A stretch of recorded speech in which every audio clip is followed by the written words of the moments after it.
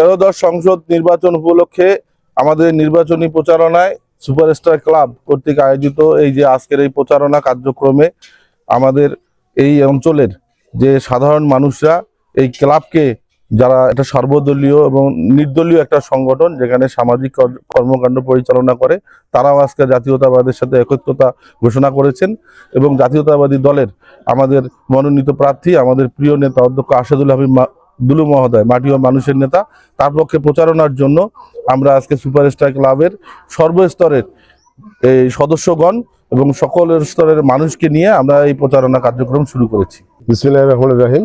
ত্রয়োদশ জাতীয় সংসদ নির্বাচনের আমাদের মার্কা বদলা হওয়ার পরে 22 তারিখ থেকে আমরা সুপারস্টারের পক্ষ থেকে দুলু ভাইয়ের পক্ষে নির্বাচনী কার্যক্রম ইনশাল্লাহ জনসংযোগ চালিয়ে যাচ্ছি।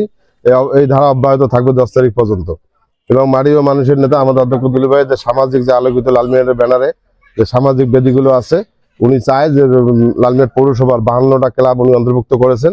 এই ক্লাবের মাধ্যমে আমরা আগামীতে বিশেষ করে ইয়ং জেনারেশন, জুয়া, ক্যাসিনো এবং তারা যে বিভিন্ন কার্যকলাপে ধ্বংসাত্মক পথে চলে গেছে, এটা তিনি এই ক্লাবগুলোর মাধ্যমে নিরসন করতে উনি প্রস্তুত।